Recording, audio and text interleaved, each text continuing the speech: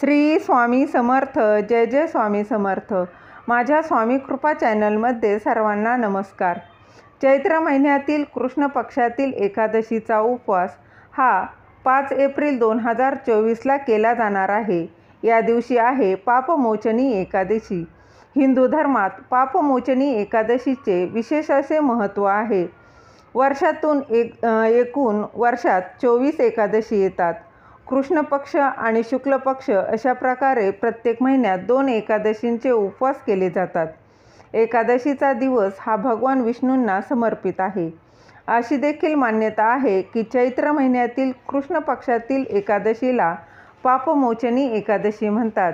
या दिवशी उपवास करून तुळशीची पूजा करून भगवान विष्णूंची पूजा केल्याने सर्व प्रकारची हत्या, भोग, मद्यपान इत्यादी पापांचा नाश होतो.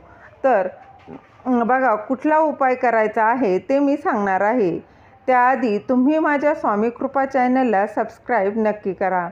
चैत्र महिन्यातील कृष्ण पक्षातील एकादशीचा उपवास हा 5 एप्रिलला केला जाणार आहे. हिंदू धर्मात पापमोचनी एकादशीचे विशेष असे महत्त्व आहे.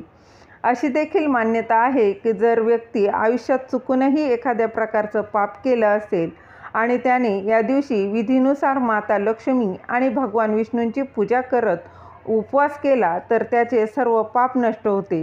तसेच त्याला मृत्यूनंतर स्वर्गप्राप्ती देखील होते. पापमोचनी एकादशीला तुळशी पूजेचेही विशेष असे महत्त्व आहे.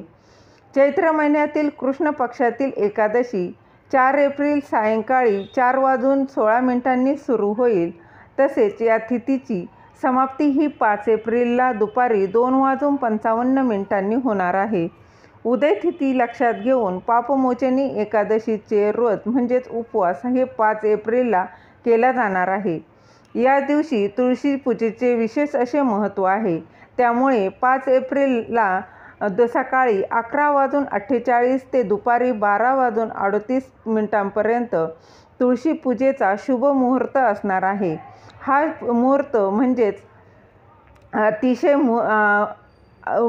महत्त्वाचा असा हा मुहूर्त आहे. जर तुमच्या आयुष्यात चुकूनही काही पापे झाले असतील तर पापमोचनी एकादशीच्या दिवशी तुळशीची विधिवत पूजा करावी आणि संध्याकाळी गाईच्या तुपाचा एक चतुर्मुखी दिवा नक्की लावावा. तसेच भगवान विष्णूंच्या सहस्रनामाचा जप देखील करावा. असं केल्याने भगवान विष्णूंचा आशीर्वाद मिळून आयुष्यभर घरात सुख समृद्धी राहते. त्याचप्रमाणे घर आनंदी राहते. दिलेली माहिती तुम्हाला आवडली असेल तर लाईक करा, शेअर करा, सबस्क्राईब करायला विसरू नका. श्री स्वामी समर्थ. जय जय स्वामी समर्थ.